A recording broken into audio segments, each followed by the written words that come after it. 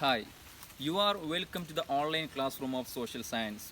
Today we are going to discuss about American War of Independence. നമ്മൾ ഇന്ന് discuss ചെയ്യാൻ പോകുന്ന ടോപ്പിക്ക് അമേരിക്കൻ സ്വാതന്ത്ര്യ സമരം, അമേരിക്കൻ വാർ ഓഫ് ഇൻഡിപെൻഡൻസ്. എങ്ങനെയാണ് ഇന്ന് നമ്മൾ കാണുന്ന USA, United States of America രൂപീകൃതമായത്, അമേരിക്ക എങ്ങനെയാണ് ഒരു രാജ്യമായി മാറിയത്, അമേരിക്കയ്ക്ക് എങ്ങനെയാണ് സ്വാതന്ത്ര്യം കിട്ടിയത്, ഈ വിഷയങ്ങളെക്കുറിച്ചാണ് നമ്മൾ ഇന്ന് പ്രതിപാദിക്കാൻ പോകുന്നത്. First of all, we have to understand the background of American War of Independence. From the 16th century onwards, European countries began to migrate to North America and they were established their colonies. As a result, England established 13 colonies in North America. The people of 13 American colonies began to protest against the British exploitation with the slogan, "No taxation without representation." American കോളനികളിലെ ജനങ്ങൾ ബ്രിട്ടീഷുകാരുടെ ചൂഷണങ്ങൾക്കെതിരായി പ്രതിഷേധങ്ങൾ ആരംഭിച്ചു. പ്രാതിനിധ്യമില്ലാതെ നികുതിയില്ല എന്ന മുദ്രാവാക്യം ഉയർത്തിപ്പിടിച്ചാണ് അവർ സമരങ്ങൾ ആരംഭിച്ചത്. The British treated these colonies as the centers to collect raw materials for their industry and market for their products. This concept is known as mercantilism. As a part of mercantilism, there were made several laws. These laws were known as mercantilist laws. There are 5 important mercantilist laws. First one, Navigation Act. According to this act, the goods to and from the colonies must be carried only in British ships or ships built in the British colonies. ഈ നിയമപ്രകാരം കോളനികളിൽ നിന്നോ കോളനികളിലേക്കോ സാധനങ്ങൾ കൊണ്ടുപോകുന്നത് English കപ്പലുകളിലോ കോളനികളിൽ നിർമ്മിച്ച കപ്പലുകളിലോ മാത്രമായിരിക്കണം. The next law of mercantilism is products of the colonies like sugar, wool, cotton, tobacco, etc. could only be exported to England. കോളനികളിൽ ഉൽപ്പാദിപ്പിച്ചിരുന്ന പഞ്ചസാര, കമ്പിളി, പരുത്തി, പുകയില തുടങ്ങിയവ ഇംഗ്ലണ്ടിലേക്ക് മാത്രമേ കയറ്റി അയക്കാവൂ.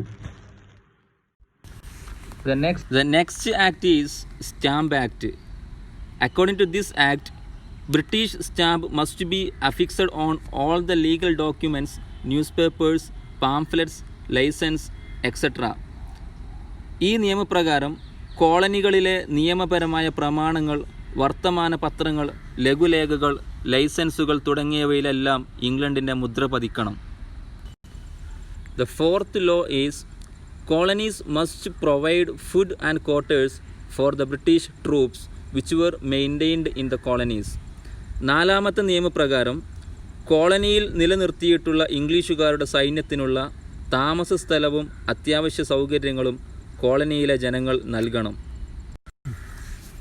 Next law, import tax must be paid for the import of tea, glass, paper, etcetera. കോളനികളിലേക്ക് ഇറക്കുമതി ചെയ്യുന്ന തേയില, ഗ്ലാസ്, കടലാസ് എന്നിവയ്ക്ക് ഇറക്കുമതി ചുങ്കം നൽകണം. The delegates of all the colonies except Virginia met at Philadelphia in 1774 to protest against the policies and rules imposed by England. It is known as the First Continental Congress. മാതൃരാജ്യമായ ഇംഗ്ലണ്ടിൻ്റെ നയങ്ങൾക്കും നിയമങ്ങൾക്കുമെതിരെ പ്രതികരിക്കാനായി Georgia ഒഴികെയുള്ള കോളനികളുടെ പ്രതിനിധികൾ 1774 ഫിലാഡൽഫിയയിൽ സമ്മേളിച്ചു. ഇത് ഒന്നാം കോണ്ടിനെൻ്റൽ കോൺഗ്രസ് എന്നറിയപ്പെടുന്നു. തുടർന്ന് വ്യവസായങ്ങൾക്കും വ്യാപാരത്തിനും ഏർപ്പെടുത്തിയിട്ടുള്ള നിയന്ത്രണങ്ങൾ നീക്കണമെന്നും തങ്ങളുടെ അംഗീകാരമില്ലാതെ നികുതി ചുമത്തരുതെന്നും ആവശ്യപ്പെട്ട് കോളനി ജനത ഇംഗ്ലണ്ടിലെ രാജാവിന് നിവേദനം നൽകി. എന്നാൽ രാജാവ് ജനങ്ങളെ അടിച്ചമർത്താനായി സൈന്യത്തെ അയച്ചു. ഇത് ഇംഗ്ലണ്ടും കോളനികളും തമ്മിലുള്ള യുദ്ധത്തിന് വഴിതെളിച്ചു. After that, the Second Continental Congress held at Philadelphia in 1775 and elected George Washington as the commander-in-chief of the Continental Army. 1775 ഫിലാഡൽഫിയയിൽ ചേർന്ന രണ്ടാം കോണ്ടിനെൻ്റൽ കോൺഗ്രസ് ജോർജ് വാഷിങ്ടണിനെ കോണ്ടിനെൻ്റൽ സൈന്യത്തിൻ്റെ അഥവാ കോളനി സൈന്യത്തിൻ്റെ തലവനായി തെരഞ്ഞെടുത്തു.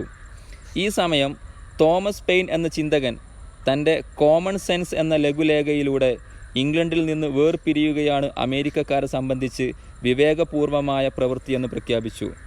തുടർന്ന് 1776 ജൂലൈ 4 അമേരിക്കൻ കോണ്ടിനെൻ്റൽ കോൺഗ്രസ് ലോക പ്രശസ്തമായ സ്വാതന്ത്ര്യ പ്രഖ്യാപനം നടത്തി.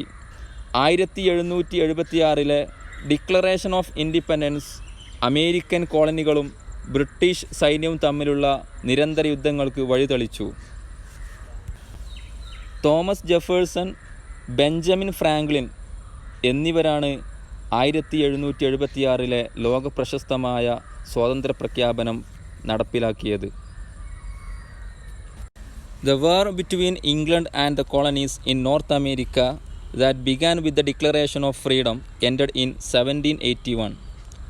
According to the Treaty of Paris in 1783, England ratified the freedom of 13 colonies.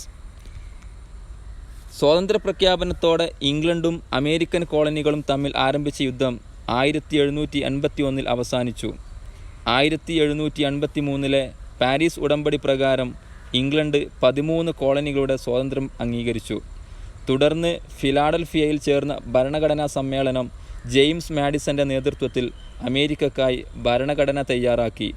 പുതിയ ഭരണഘടന പ്രകാരം രൂപീകരിക്കപ്പെട്ട അമേരിക്കൻ ഐക്യനാടുകളുടെ ആദ്യ പ്രസിഡന്റായി ജോർജ് വാഷിംഗ്ടൺ തെരഞ്ഞെടുക്കപ്പെട്ടു.